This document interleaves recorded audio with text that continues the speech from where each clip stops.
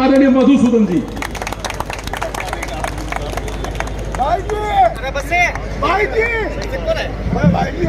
आज इस उपचुनाव की नामांकन रैली में पधारे समस्त वरिष्ठ नेतागण, मोतियों से महंगे समस्त कार्यकर्तागण, सबसे पहले तो मैं आप सबको ये बता देना चाहता हूं कि आज से 23 माह पहले प्रधान का चुनाव था और हम लोग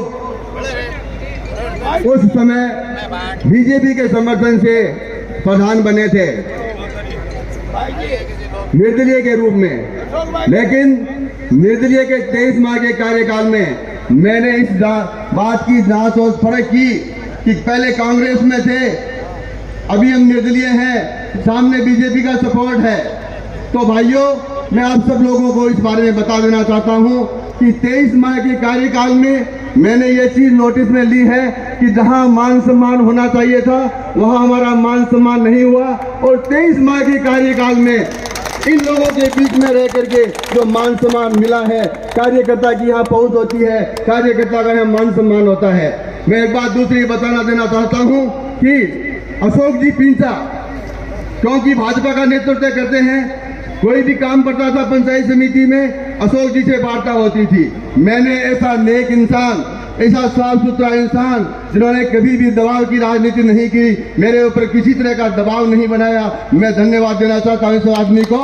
मैं समझता हूँ ऐसे नेक इंसान के कैसे पीछा रह गया। लेकिन दोस्तों, आज कल हम लोग इस भारतीय जनता पार्टी में अपने साथियों के साथ एकत्रित होकर के विधिवत रूप से भाजपा की सदस्यता ग्रहण करेंगे। आप सब लोगों से अनुमति चाहता हूं, हाथ खड़े करके मुझे समर्थन दीजिए। और इस बार ये जो अंकुश भरी, ये जो राजस्थान सरकार है, क्योंकि पंचायत समिति में बैठने के बाद पता लगा हमारी नीतियों को कमजोर करने का, हमारे को पंचायत समिति में परेशान करने का जो एक कार्य किया है, मैं इससे बहुत परेशान हुआ। लेकिन मेरे साथ बड़े बड़े वरिष्ठ नेताओं के हाथ थे, लेकिन डटकर मुकाबला किया।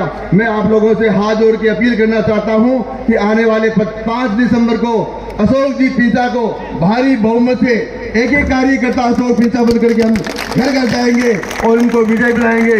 जय हिंद, जय भारत। बहुत बहुत धन्यवाद मधुसूदन जी। भाजपा परिवार की ओर से आपका बहुत बहुत हृदय से स्वागत, बहुत बहुत धन्यवाद।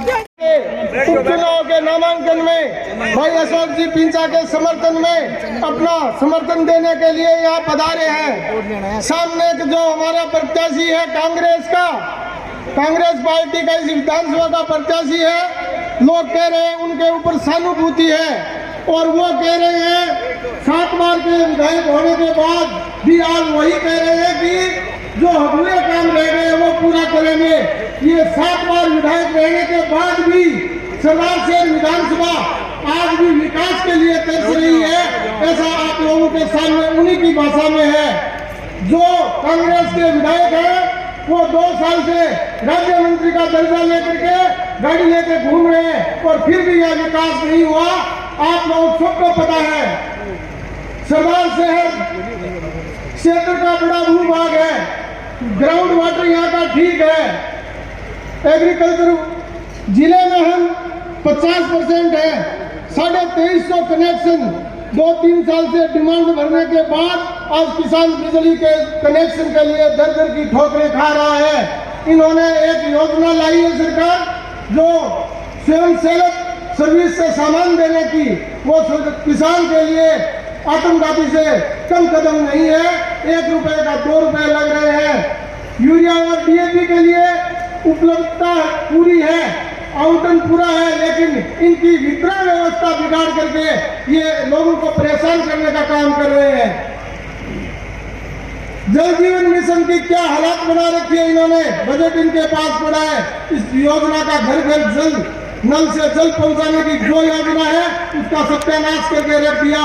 पूर्व की सरकार में पीएम आवास की क्या हालात थी, क्या मनरेगा के कितने काम थे, आज गांव में मनरेगा का एक काम नहीं चल रहा है, कहीं पीएम आवास दिखाई नहीं रहा है। शुभ शक्ति योजना के अंदर जो हमारी बेटियों के लिए, बच्चों के लिए छात्रवृत्ति मिलती थी वो पूरी बंद कर दी। ये सरकार 4 साल में अपने अंतर्कलह में घिरी हुई है और ये होटलों में और दिल्ली के बीच में चक्कर लगा रही है। ऐसी सरकार को अब 5 तारीख को हम एकजुट होकर के उखाड़ फेंकने का काम करेंगे। धन्यवाद। जय हिंद, जय भारत। धन्यवाद सत्यनारायण जी। अगले वक्ता के रूप में मैं मोहन जी